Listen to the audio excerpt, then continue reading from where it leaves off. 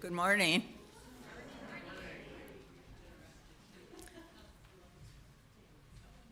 I'm Andy Kramer, a member of the Sunday Services Committee here at the Unitarian Universalist Congregation of Grand Traverse, and I'm pleased to welcome all who are gathered here today, in person and online. We are a welcoming community, opening our hearts and minds to those of all gender identities and skin colors. If you are seeking a community of love and acceptance, you will find that here. If you seek justice, equality, and compassion in human relations, you will find like-minded people here.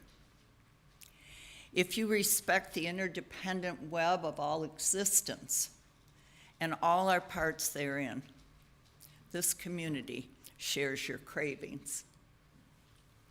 If you have a joy or a concern you'd like to share this morning, please print legibly in the book to my right, and it will be read by Reverend Alex later in the service.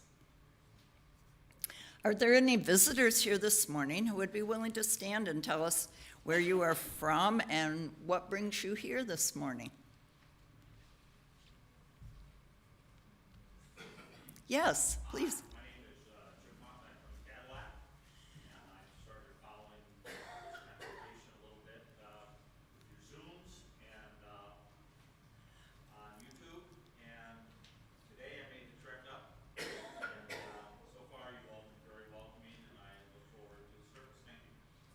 Oh, we're so glad to have you. Thank you for coming this morning. Is there anyone else who's here this morning that is visiting? Yes, please. Well, I don't really consider myself a visitor. I'm coming back home. Great. So I'm sitting here. Name is Eddie Green, and I intend to continue. That's wonderful to hear. Thank you. Thank you, Eddie. Is there anyone else? Wonderful. Following the service, please join us together in the social hall. If those visiting today and those who are joining the congregation this morning would please take a yellow mug, that will help our members greet you and locate you for conversation and fellowship after the service. Please silence any electronic devices that you've brought this morning so that they don't interrupt the flow of the service. Today, we celebrate water communion.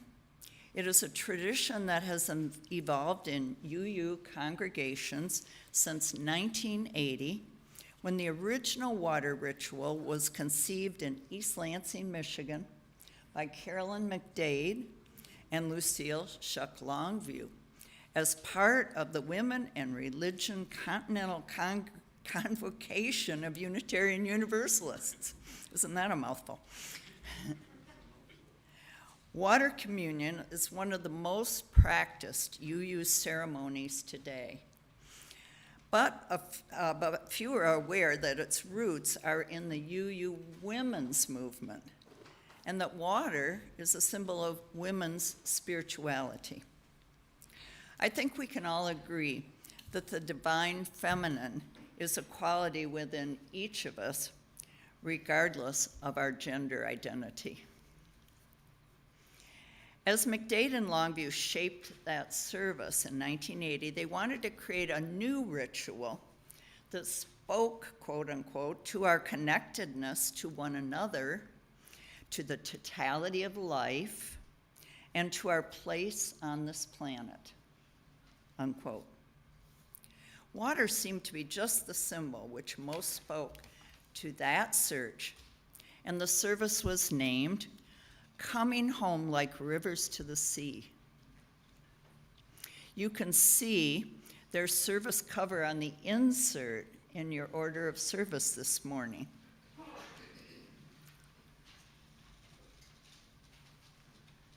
Our prelude this morning is Water Music Suite, Air, composed by George Frederick Handel and performed by Julie Govitz.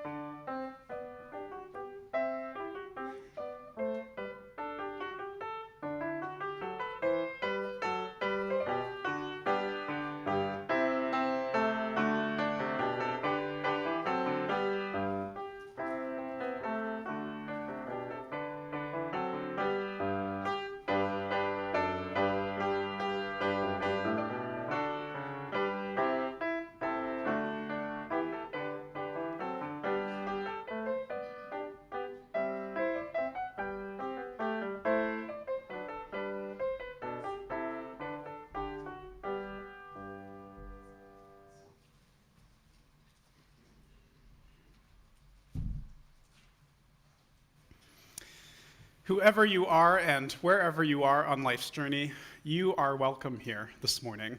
I am the Reverend Alex Jensen. I use the pronouns he and him, and I welcome you to this first Sunday, this rainy Sunday of fall, or autumn, as some of you may prefer. And I welcome you to this Water Communion Sunday, this sacred merging of our shared waters and droplets that signifies our returning yet again from summers near and far. The wider sense of communion, as we call it in our community, how we live, gather, and join one another, is a communion of both heart but also soul. It is a gathering that welcomes all people in our wide embrace, no matter who you are, whatever your story has been, however you look, and also whomever you love. So to kick off our in-gathering service this morning, I invite you to hear these words from a minister and mentor of mine, the Reverend Martha Valentin. In gatherings, we are stirred like the leaves of the fall season, rustling around sacred trees, tossed hither and yon until we come to rest together quietly and softly. We come to gather strength from each other. We come to give strength to each other. We come to ask for strength from the Spirit of all that is and is not. When our hearts sing or when they frown, it is the way of compassion telling us to give. It is the way of peace telling us to share our gifts, for we are happiest and most powerful when love is made apparent in and through us. Spirit of the circle that is love, as we twirl in this dance that is life, we give thanks for reminding us each day of our task of ministering to each other with a searching glance, a safe touch, a generous smile, a thoughtful word. Thank you for reminding us that we are always building our beloved comunidad, our beloved community. Thank you for reminding us that through our covenant with you, we also covenant with each other and are made whole. In gratitude, we celebrate with open minds and hearts. We discover who we are separate from each other, but also within one another. And in this circle that holds all life, may we ever work toward widening its boundaries until there are none. So, in this spirit, I say, gather round and come, let us worship together. It is our practice in our congregation each Sunday to honor the lives and ancestors of those who have gone before, of the Ojibwe and Odawa and the Anishinaabe, who have lived on these lands on which we now live and gather. We raise the birch bark basket holding the 4 sacred medicines of sweetgrass, cedar, sage, and tobacco to remind us that the Anishinaabe are still here, to remind us of our own responsibility of healing the harm and pain caused by centuries of violence and displacement. The water communion with our vessels here in the center placed in the 4 directions. Many traditions have names, words, and associations for each of these directions. And to the Anishinaabe, the 4 directions were known as the 4 cycles of life. For birth, young, middle age, and old age. For the 4 sacred medicines and plants. For the 4 aspects of life, the spiritual, emotional, intellectual, and physical. And for the 4 elements of nature, for fire, water, air, and earth. Our graphic here on the screen will actually show you these different colors of red, white, yellow, and black. Some of the other Anishinaabe associations with each of these different directions. And likewise, we've made our central table here as a reflection of these different directions to show a different and distinct way of indigenous wisdom and knowledge, to show us a different way of viewing these sacred directions in our service.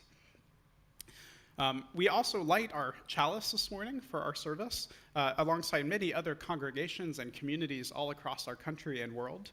The flaming chalice is a symbol not only of Unitarian Universalism, but of our own individual holy humanity. And so Asher is coming forward now to light our chalice with us, and I will read these words as he lights our chalice.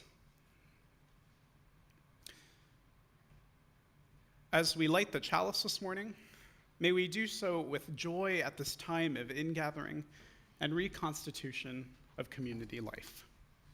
Thank you, Asher. This past Friday actually also marked a day of observance for the LGBTQ+ community, known as Celebrate Bisexuality Day. And in honor of this day and in alignment with our status as a LGBTQ+ welcoming congregation, we light this candle in honor of Celebrate Bisexuality Day. And lastly, we also sound our singing bowl, calling us into this sacred time set apart from our full and busy lives. And I invite you to listen to its reverberations as the sound dissipates into the silence and calls your attention to the here and now as this time that we are now gathering together.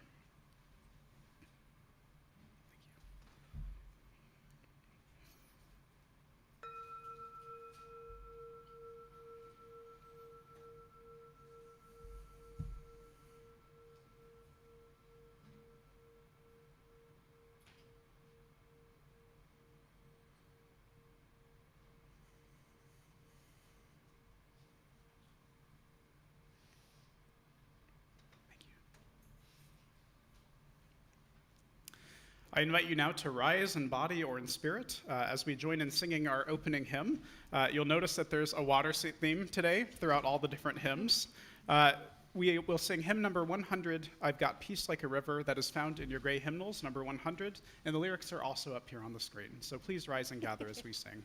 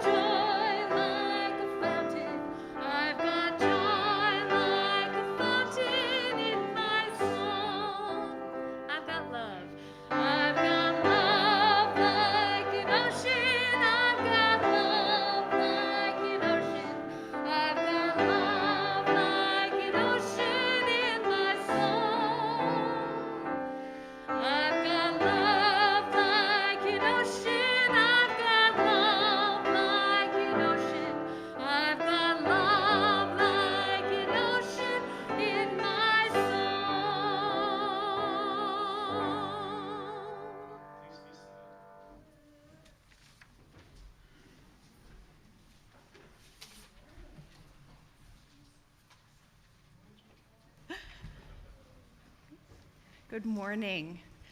My name is Betsy, and I'm the Director of Religious Education here at UUCGT. And I'm going to tell a story today about a drop of water who had a name, named Higgins. Don't ask me why. I don't know. So Higgins was one drop of water, and I have some water here. I want to put one drop of water on your hand. So I want you to just think about what one drop of water really is. How big is that? Is that a lot of water? No. If you had a plant that was thirsty and dry, and you put that on your plant, would it bring it back to life?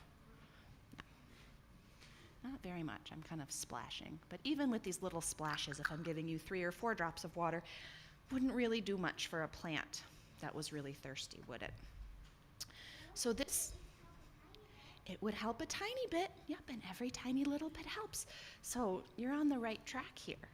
So this is a story of Higgins, who was a drop with a dream. Once upon a time, there was a drop of water named Higgins. Higgins was no ordinary drop of water. He was a drop with a dream. Higgins lived in a valley where it had not rained in a very long time. So all the lovely green grass was turning brown, and all the beautiful flowers were wilting, and all the trees were starting to droop. Higgins had a dream that one day the valley would be a beautiful place again. But what could he do? After all, he was only one drop of water. Think about that little drop of water on your hand in a whole valley that's dry. Dying flowers. Yeah, it's gone even, isn't it? It's soaked into your skin. But one day, Higgins decided to travel and tell others about his dream. All the other drops listened very politely, but no one believed his dream would come true. "Higgins," said one, "get your head out of the clouds. You can't spend your whole life dreaming." Higgins decided that he had to do something to make his dream come true. So he began to think and think and think. One day, as he was walking by a rusty old bucket, he got an idea. You get that picture in your mind of a rusty old bucket? If enough of us drops of water got together in this bucket, Higgins thought, there would be enough water to sprinkle on a few flowers to help them grow and become beautiful again. Eagerly, Higgins told everyone his great idea. But everyone thought he was being foolish. Silly.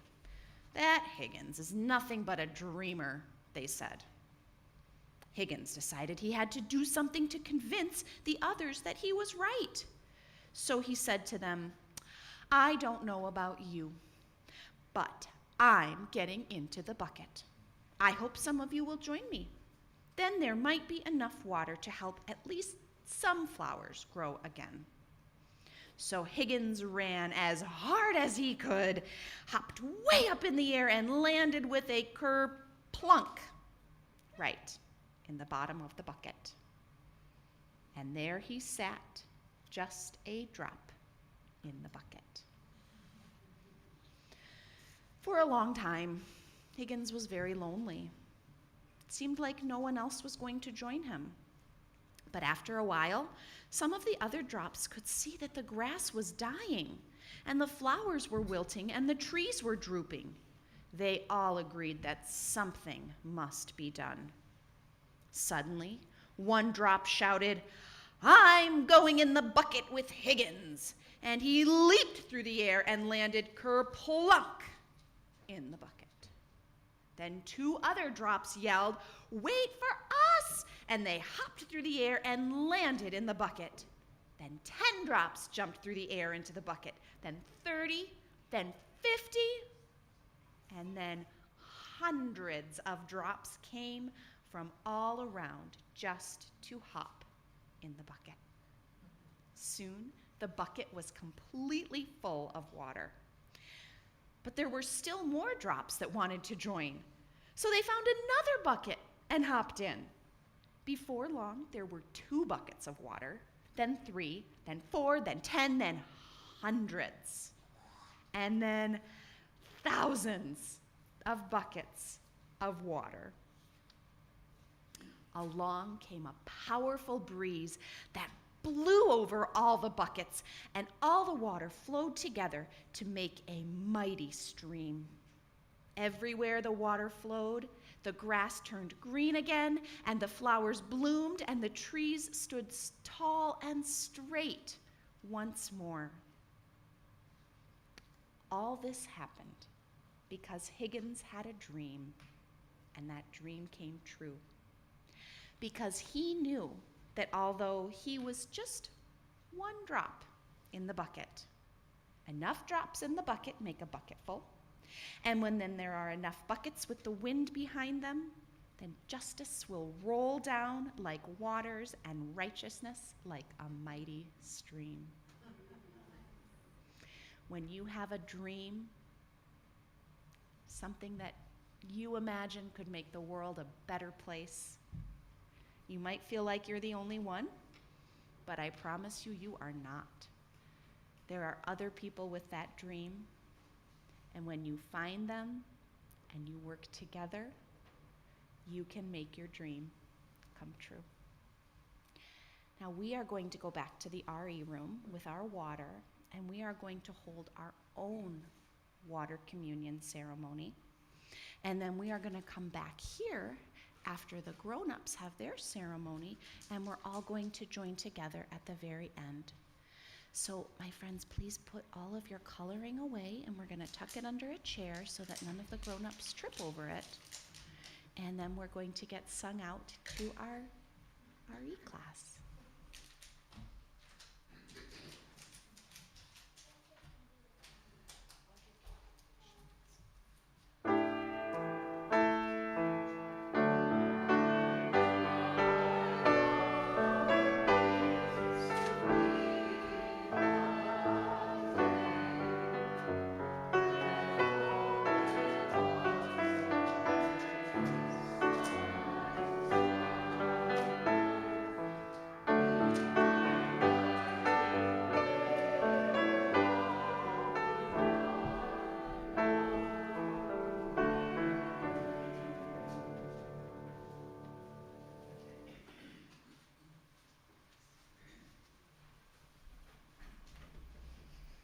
Good morning. We have a couple of people who have decided to join us for membership. So I have in front of you is our membership committee. So we have Rick Walter, Chris Walter, Jane Watts, and unable to attend was John Hoffman, and I didn't introduce myself. I'm Chris Lautz. And we man the welcome table every Sunday, and we organize greeters, which we need help with. Just throw that in there. Okay, so we have two new members. We have Sherry Hinz and Chris Short. Would you come on up, and you can stand down in front of me. I'm going to read their bio for you. So we have Chris Short. Chris's family joined us earlier this year, and he was unable to join us at this time. Chris runs a very busy seasonal restaurant and is looking forward to a different slate of activities this fall: bike rides and apple picking, Lego building and color tours, and of course, spending time in service, reflection, and fellowship with our UUCGT community now that he has a minute or two to spare. He is a Frankfurt native and lives in Interlaken with his wife Katie, daughter Liesel, and son Asher, who lit the chalice this morning. Lisa and Liesel and Katie, are extremely sorry to miss this lovely service, but they are called away on duties for school. They'd much rather be here with us. Sherry Hinz is originally from Massachusetts. She first came to Traverse City 21 years ago to work at the Timbers Girl Scout camp on Long Lake. After a second summer at the Timbers, she made the decision to relocate to Traverse City. As she settled in, she became involved in the local scuba diving community where she met her husband, Mike. Mike and both of their children, Kinsey and Matthew, and Sherry, were practicing Catholics. Over the past year, Sherry has participated in the Amherst Writers Group, the CAST Book Discussion Group, and now a Soul Matters Group. Each of these experiences has enriched her life and supported her in pursuing her personal vision of its success, which is to engage in personal and professional development opportunities that prepare her to offer service to her community, especially her scouting community. Sherry is both a longtime Girl Scout volunteer and a BSA volunteer. As a lifetime Girl Scout, Sherry does her best to live by the Girl Scout law. As she learned more about UU principles, she finds that they align closely with the Girl Scout law and her internal moral compass. She is enjoying her interactions with the members of the UUCGT congregation and looks forward to continuing to be supported in this environment as she strives to grow into her best self. These bios will be printed in the beacon, and so you can learn more about them or talk to them when you're seeing them after the service. As an introduction to this special time of welcoming new members, we share these words adapted and abbreviated from an unknown author. We, the current members of the Unitarian Universalist Congregation of Grand Traverse, welcome you into our circle of love and commitment. May you find comfort here, for life often carries with it pain. So may you find joy in the shared gifts of life and love. May you be challenged here, for questioning is a source of love and learning. May you add your voice to ours, finding harmony in the diversity we affirm. May you build on your faith here, a faith that sustains you during life's transitions. May you find your spiritual home here, creating with us a community that welcomes all. Above all, may you help us to create a better world, cultivating human wholeness and authentic interdependence.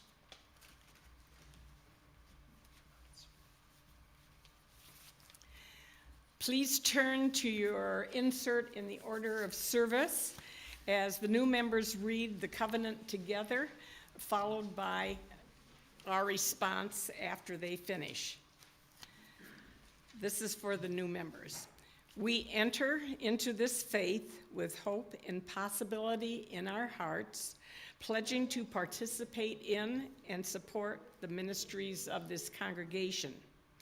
We covenant to remain true to the spirit of love that flows through this church and guides us. We seek your welcome as we join you in this faith. Now, the congregational response, please. We welcome you as once we were welcomed ourselves. We seek to be open and inclusive, respecting your inherent, your ideas and your vision, in times when it is easy and in times when it is difficult.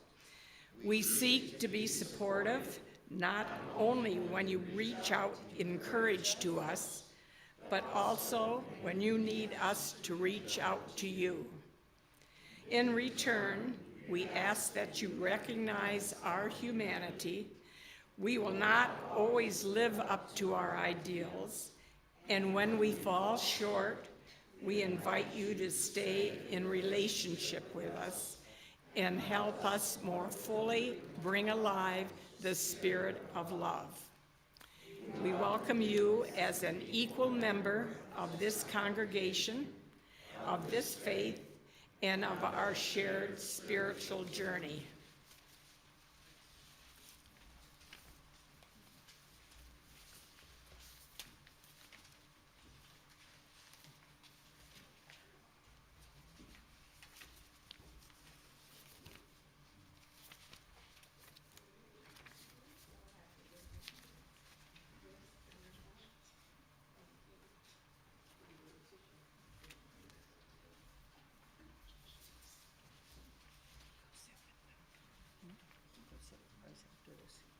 Thank you very much.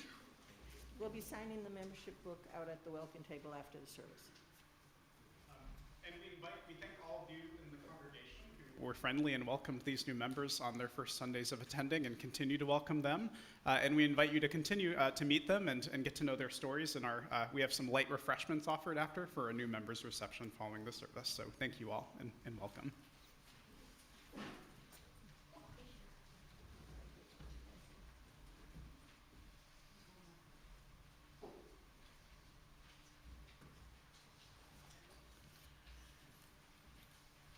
And now it is time for the offering. As it is essential for us to use our minds and our hearts for the good of this congregation, so must we contribute from our monetary resources. Only so much can be carried on by voluntary service. Accomplishing and maintaining our goals requires a financial commitment as well. We have been able to attract an outstanding staff that serves and inspires us. Their commitment is clear. Now we must match that commitment with our own by fulfilling our pledges and extending ourselves as we are able. Our baskets have two sides, one for the congregation and one for the needs of others in the broader community. Together, our visions can be achieved. While we're passing the baskets, we'll listen to Water Sweet by Handel and played by Julie Gabbeth.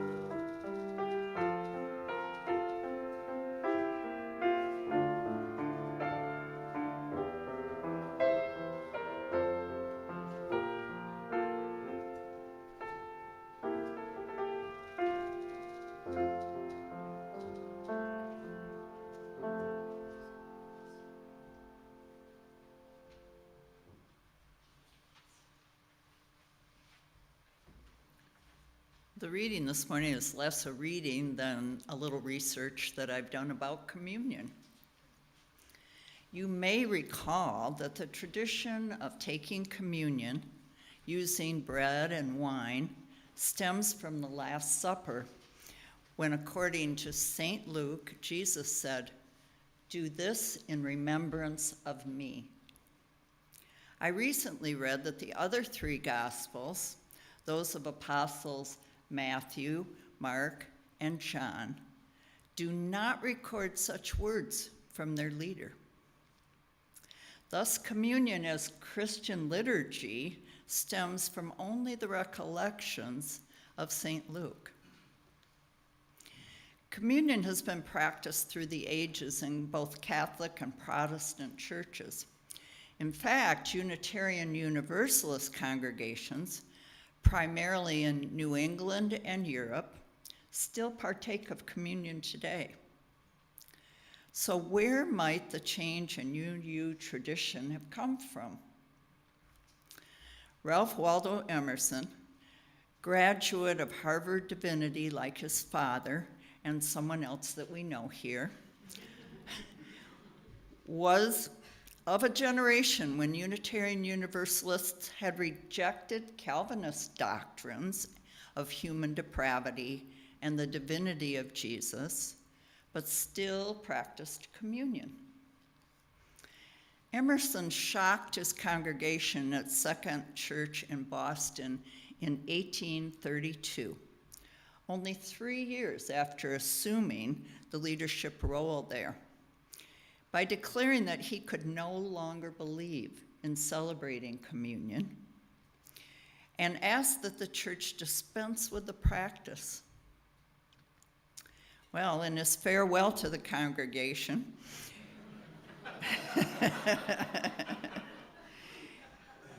he related that, quote, "My brethren considered my views with patience and candor and have recommended unanimously and adherence to the present form. I have therefore been compelled to consider whether it becomes me to administer it. I am clearly of the opinion I ought not." A man of the highest principle, he went on, as it is the prevailing opinion and feeling in our religious community, that it is an indispensable part of the pastoral office to administer this ordinance. I am about to resign into your hands that office, which you have confided to me. Although his position and practice was not immediately adopted broadly, the practice of communion fell from favor in most UU churches over the years. But ritual, we know, is a comfort in its repetition and recognition as a part of a spiritual community's practices. Indeed, coming together to reflect and share our stories and commitments and heartfelt longings is a type of communion. Our spirits and souls reach out beyond our own borders, however those might be defined, to unite in something larger than any one individual. Although the first water communion, as we know it, was tied to the feminist movement within Unitarian Universalism, the service elements are closely related to the development of our current principles and purposes as well. In 1977, the General Assembly passed a resolution that called for, quote, an intensive examination of the sexism inherent in religious literature and institutions, beginning with the UUA itself. For a decade, the debate smoldered in an attempt to outlaw the male-gendered language to express the concerns and dignity of mankind and to recognize Mother Earth as a religious priority. Not until 1985 did our General Assembly adopt the principles and purposes as a foundation of UUism. It was in the 80s also that the water communion evolved in Lansing in November of 1980. The women involved explained that making our way like rivers from distant and near, we come together to give shape to a new spirituality. For there is no theology that calls women to strength rather than to support the strength of others. That women to action rather than passivity. That calls women to full expression rather than to meek acceptance. Recognizing that, we see we must question every box, every definition, every assignment from an authority outside our own beings so that we can create and recreate for ourselves the rituals and symbols that give meaning to us.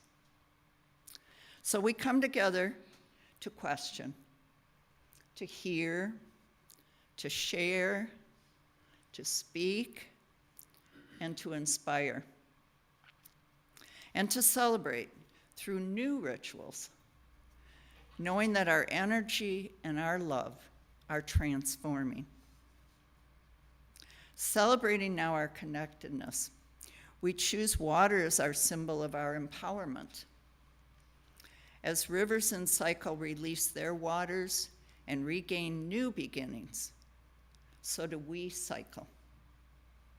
We come to create and celebrate and to live by the only spirituality worthy of our devotion, one that uplifts, one that empowers, and one that connects us.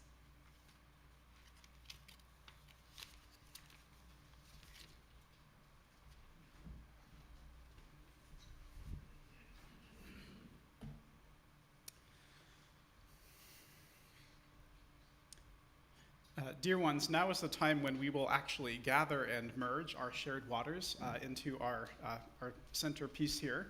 If you brought a small amount of water with you from a place that is special or close to your heart, you'll be invited in waves, no pun intended, to come forward and to place your water into one or more of these different vessels. We have 4 empty vessels in the 4 different directions of north, south, east, and west. And wherever that place is from here, or whatever quality or thing most aligns with that place that you're holding, we invite you to put the water into one of those or more of those vessels. And it appears that this will probably fill up pretty quick. Our different vessels in the four directions. If you could just try to pour a fair amount in, that way we can keep the space. If we end up overflowing, we can put it into our center piece here that's much larger. And those of you that haven't, for example, haven't been able to bring some water, we have some surrogate water with us today. So we have 2 pitchers here that you can use to pour a little bit of water out as you think of that place that's special to you. In either case, I invite you now for a moment to think of that special or sacred place in your mind's eye now, closing your eyes if you're comfortable, experiencing the sensations of being there, feeling the warmth of the sun, the gentle breeze, the smell of wood and pine, the taste of the air on your tongue. We live in a world that is thirsty, a world where many are yet still without access to clean water, where many live far away from the coasts or other sources of water, where many cannot always take trips to see the water or to see oceans. As we hold this water, we give thanks for its being, for the great journey each of the droplets and molecules has taken to arrive and be here with us now. We give thanks for the water that others bring as well, the waters that overflow from founts of blessing and abundance, of sharing with one another of our lives. We give thanks for water in dry and parched places, when we feel inside ourselves exhaustion, weariness, and thirst for connection and care. As we gather these waters, let us give thanks for the gift of the miracle of life, from which and into which all of our waters flow. Amen. And before we begin, I'll invite Solveig to speak about this next song that the UUUkers here will play for us as we gather our waters. Our song, Minnie Wachoni, Water is Life, was written by songwriter and singer Sarah Thompson, right after she returned from Standing Rock during the movement that sparked by the Standing Rock Sioux to protect the waters of the Missouri River from pipeline construction. It was there that Sarah was taught by the elders that Minnie Wachoni is a phrase meaning water for life in the Lakota language. Her song is inspired by and is in tribute to the Standing Rock Sioux members, also to all nations, also to all native and non-native people, and to all beings that have a spirit and who come together to protect land and water. All my relations come, every nation come. All my relations under the sun, we are one. The song calls all of us to stand together courageously to protect our waters. The morning before leaving Standing Rock, Sarah heard a meadowlark singing just outside her tent. It spoke to her. Be a lark from the meadow. Be a lark from this meadow. We too can be larks from our meadow. We too can sing in a new day. I'll invite you to come. All my relations come, every nation come, all my relations under the sun, we are one, we are praying come, we are praying come, we are the song and we are the drum, we are one. We are the river.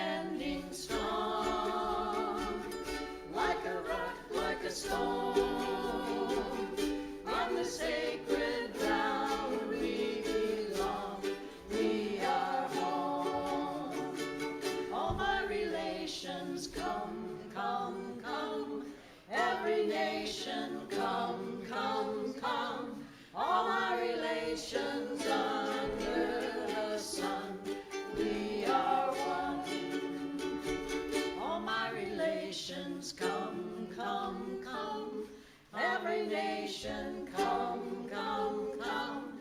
All my relations under the sun, we are one. We are one.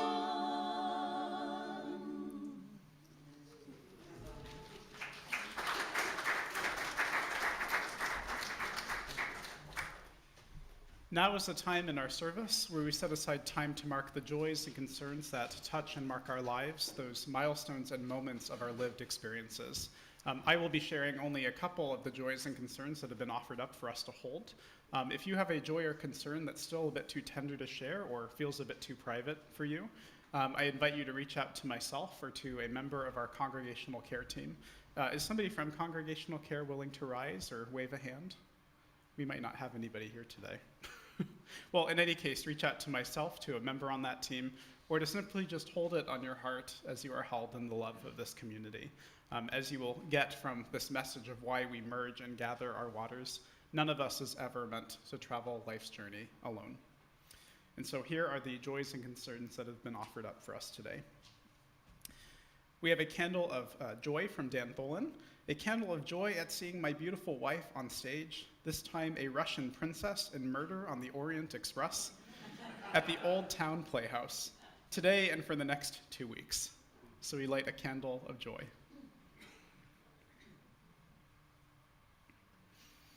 And a candle from Chris Lautz. Please send healing energy to my niece Megan, who is having surgery on Tuesday. And so we light this candle for Megan.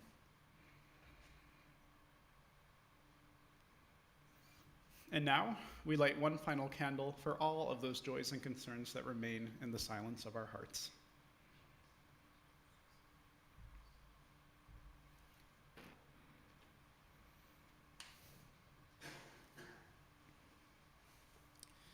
Please join me now as we hold together a moment of silence and stillness for the meditations and joys, or the meditations and prayers of our hearts, as we join one another for a time of silence.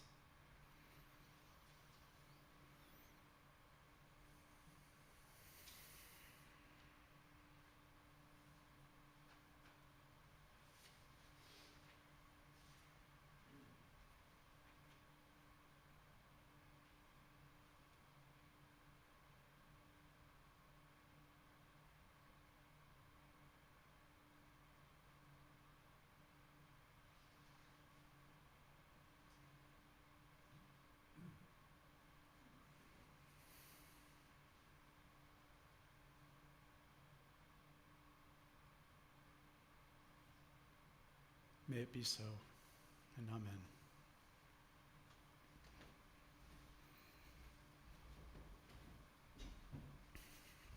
We're shaking things up a little bit this Sunday, and I thought I would go ahead and try to just talk to you and move around a little bit. So this past Thursday morning, I found myself on a walk in the rain. And it wasn't any kind of heavy rainstorm or anything like that. It was this gentle sprinkling and misting that I noticed as it covered my glasses in little beads and droplets of water, slowly enveloping me in both dew and water as I made my way. The feeling of walking in rain for me is really exhilarating. And I know it may not be for all of you, but for me there was something really deeply moving and spiritual about it. I found my mind turned toward the clouds with the golden rays that were poking out from behind them, the crystal droplets I watched as they fell through the air, kind of dancing almost in the sunlight. And for whatever reason, this beauty really struck me. And I noticed that I inadvertently began to weep. And as I rounded the blocks and streets of my neighborhood, I found this warm feeling on my face of the tears as they mixed also with the cold air and falling rain. And I wept thinking about how special this whole experience was. In the wake of feeling, how much I was hungry and thirsty for a moment like this. I noticed a dry and aching feeling in me, a parched feeling that I just needed and craved a moment to just savor the beauty of this world, also that is so deeply hurting. And so I wept for the world, taking a moment to cry and grieve about all of the constant pains and sorrows. And it struck me much later that this mingling of my tears with the rain felt fairly thematic to our water communion theme that we're celebrating today as well. The physical joining of my tears with the falling waters from countless other places, this really felt connective and healing. And I wondered how many others at one point had also wept in the rain. Our tears mingling with one another in this spiritual feeling of wider and deeper communion than beyond just my own small human self. So this morning, as we celebrate our ingathering Sunday and our water communion, I'm thinking a lot about this hurting world that we continue to live in. I'm thinking about our theme for this service and what it means to find waters of life in a weary and thirsty world. For many of us, I expect you too at times have felt parched spiritually at some point in the past few years. Perhaps you too have wept or found yourself crying out for some sort of comfort or consolation, even if just to grieve or let go of those larger than life feelings for a little while. Perhaps some of you are even thirsty now, spiritually thirsty for hope in a time when it feels challenging to find hope's wellsprings, when it feels hard to even feel like we're making a difference out there in a world where it seems each day that for every step forward we take, we end up taking 2 steps back. There's a wonderful implicit message found in the water communion that springs forth from our coming together each and every congregational year. And not only is this a symbol of us returning from travels and summers away, from full lives with family and loved ones visiting, and our long days of sunshine that we get here, it's also a symbol of hope found in hard times, especially for the women who created this water ritual tradition. Before, the water communion was actually a mainstay in Unitarian and Universalist congregations. It was known first as the water ritual. And it was, in fact, you all have noticed already, but on the back of the insert, you can see that first ever original order of service that was scripted out for this ritual, with the words drawn up, "Coming home like rivers to the sea." And as Andy mentioned in our reading, the original practice of this tradition was actually to center the divine feminine of women's spirituality. And this was done at a time when our very own Unitarian Universalist principles and our purposes were written in a language that only ever mentioned men. A time when women were still unpopular, largely, for ministry positions and being settled ministers in our congregations, when lay women themselves were still largely expected to be silent in the pews. In the water ceremony, that sacred joining of many rivers and streams became a symbol of hope that affirmed for these women that they were not alone, that their lives and experiences were both spiritual and reverential, even if just by virtue of being a woman. Water itself was an ideal symbol for this divine femininity in its flowing and fluid nature, how water essentially is connected to each person, the totality of life, and a reminder of humanity's own place on our planet. It represents an inclusivity of feminine spirituality at a time when this spirituality, was largely excluded or even laughed at, rather than taken seriously. So even today, we are gathered in this semicircle around an earthenware vessel in our center, which is exactly the same way that they gathered as they celebrated their first water ritual. For the women that celebrated this ritual, they found that empowerment in this space was something that they found unlike in any other space. And in the words of Carolyn McDade and Lucille Longview, who are credited as coming up with this practice, the 2 women said basically that making our way like rivers from places distant and near, we come together to give shape to a new spirituality. For there is no theology that calls women to strength rather than to support the strength of others. For there is no theology that calls women to action rather than passivity, that calls women to full expression rather than just meek acceptance. Though we celebrate this tradition quite differently today, and gathering not just as women, but as people of all sorts of gender identities and expressions, though we call it the water communion instead of the water ritual, and we celebrate it each year on our calendar as our ingathering and returning away from our lives far and away. I believe that this history and legacy is something that is still evident and lingers on in how we practice it. Even in our times now where we thirst for hope, when we are parched for making meaning of these days, the water communion itself offers a powerful reminder that we are never truly alone, even in our grief and despair, even in our places at the margins where we feel ignored, unseen, and unheard. Even walking through rain with tears in our eyes, truly separated from that greater sense and larger hope that we are never truly separated from. That hope that is rekindled also each time that we gather, each time that we join our waters from so many places, sources, and founts. Our tears from a dry, weary place inside of ourselves are always connected with others, knowing that the suffering of others is also our suffering. That feeling, that this heaviness is actually a sign, and a good sign, that we have not yet grown in apathy to the times facing us. That by virtue that we can still feel, we know that there's still more that we can do because we care. So in a moment, I will combine these waters from each of the 4 directions in our center vessel here, and we'll also invite our friends back in religious education to come forward. I see Chris is already going out now to bring them back, who are celebrating their own communion. I want to invite you to really just sit and remember this symbol and image of your water mixing with the water of others.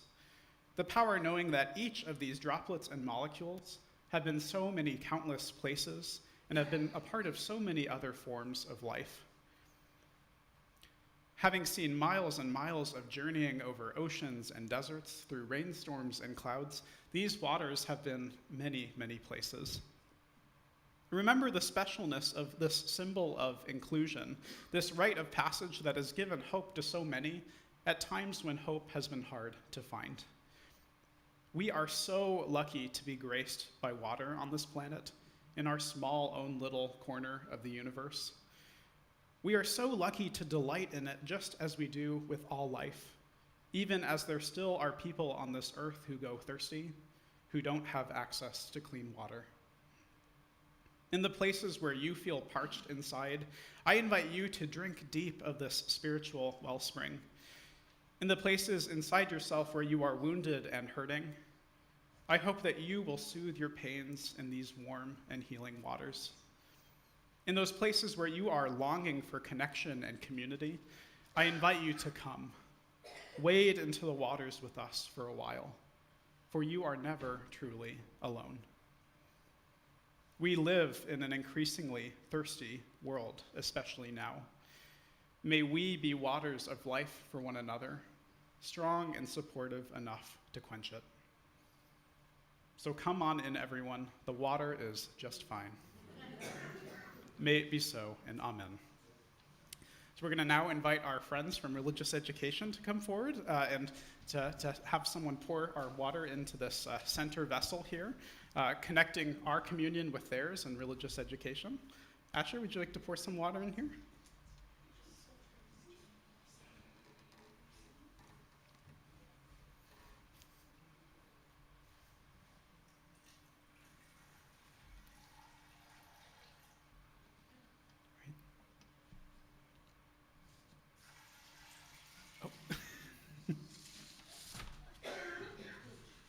It's a good thing we have a big vessel in the center, right?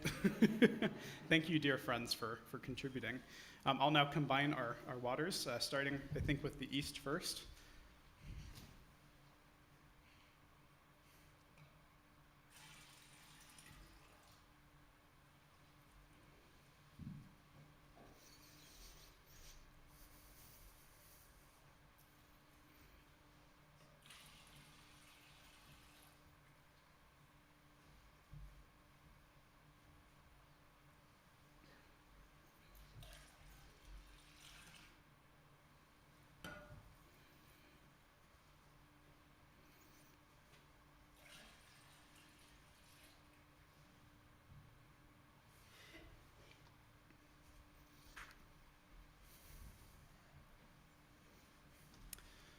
Having gathered these waters as both your minister and your witness, I recognize that this water is blessed by the love and intentions of this community. May we be reminded of this preciousness of life and the abundance found in sharing these waters as we remind ourselves that we never travel life's journey alone. May it be so, and amen. You are invited to remain seated for our closing hymn as you hear these gentle words of the song, Step into the Water, by Louis Collins, performed by our very own Mary Ann Rivers. This song is a piece that I first heard when I lived in Milwaukee in the early 90s. There's a place there called the Schlitz Audubon Center, and if you know anything about Milwaukee, you know that there were many, many Germans, and beer goes with Germans. And so there was the Pabst and the Mabel Black Label and the Carlings, and you remember all those old ads. But the Schlitz Audubon Center was a place high up on a hill above Lake Michigan, filled with trees, and then behind that grasses. And in that area, there was a little low building, not unlike this, although smaller. The Schlitz Audubon Center brought people together to celebrate nature, and it had been a place where indeed the horses from the Schlitz Audubon beer wagon were kept originally way outside of the city. In the days that I was there, children were brought from the inner city of Milwaukee who had never seen Lake Michigan before, despite the fact that the city was right on that lake. And they enjoyed all of the beauty of the lake and the woods and the water.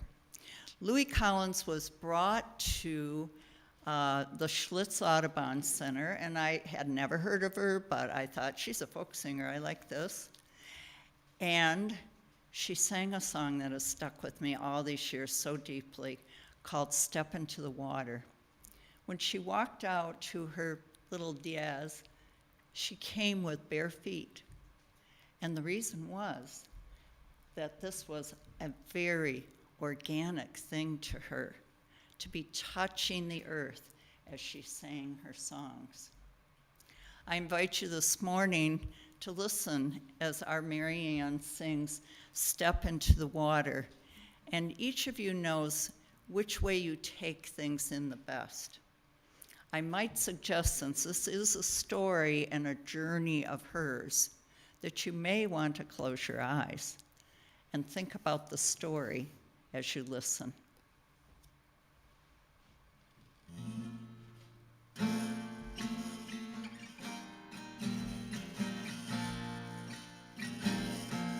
Step into the water,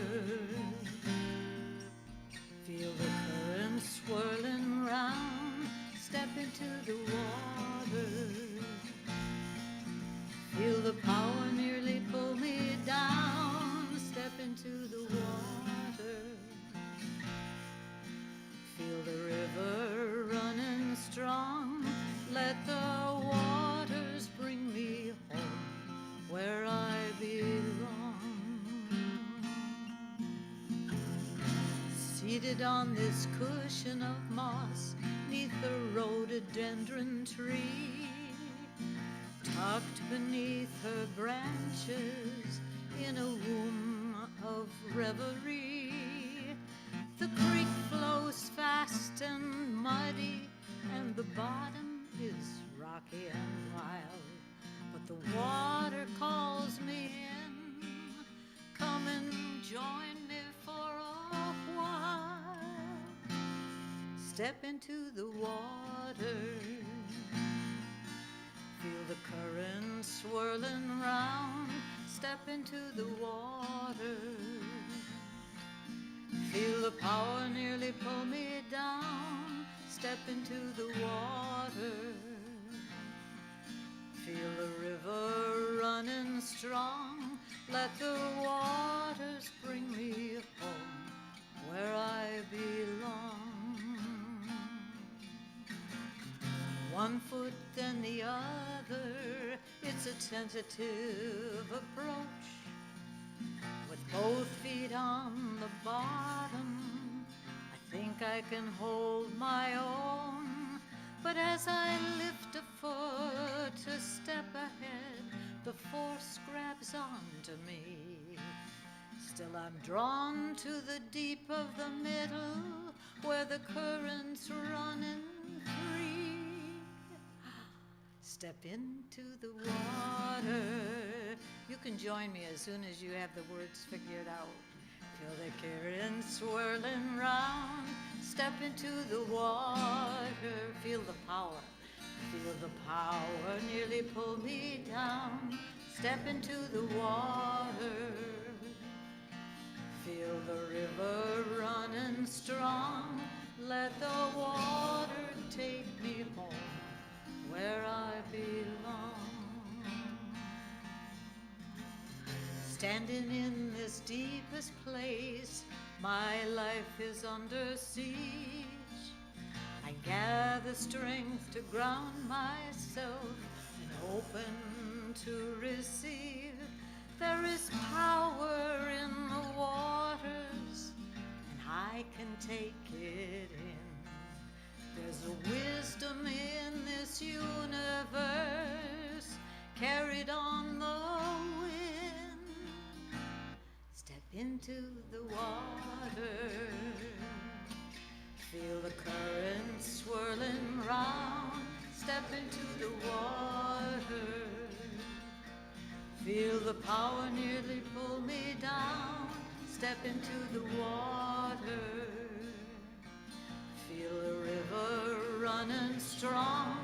Let the waters bring me home where I belong.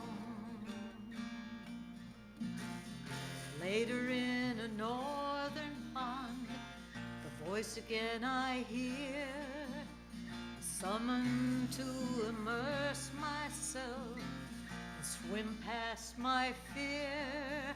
My body glides in fluid grace, a mermaid in the inland sea. I swim back over years and years, strength and ease. Last time, step into the water, give it your all. Feel the current swirling round, step into the water. Feel the power nearly pull me down, step into the water. Feel the current running strong, let the waters bring me home where I belong. Little turnaround. Let the waters bring me home where I belong. One more time. Let the waters bring me home where I belong.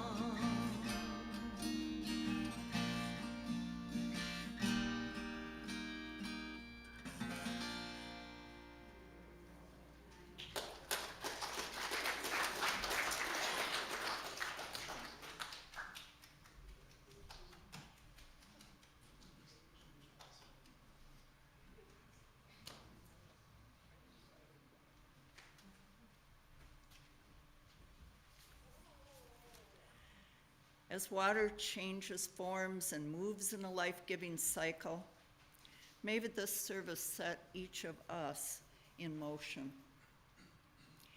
Carry with you the power of life symbolized by water. Let the waters bring you home where you belong.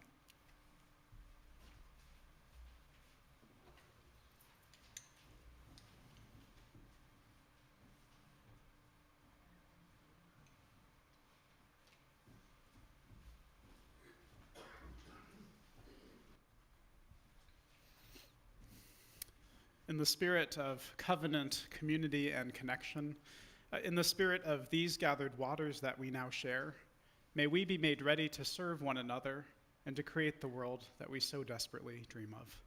Go in peace all, may it be so, and amen. Before you leave today, a reminder that we have that new members reception, some light refreshments following our service where you can meet our newest members. For those of you interested also, you've heard a little bit about Safe Harbor. We don't have a time for Q&A after our service today, but for the next couple Sundays coming up, they will be available after the service for you to meet them and ask any questions about what it takes to volunteer there. Rich Fowler over here, if you wouldn't mind raising your hand. He's a great person to talk to after the service if you have any questions about any and all things Safe Harbor. And you're welcome to speak with either Rich or Betsy or also Katie, who will be available. Be well, all. Go in peace and grow in love.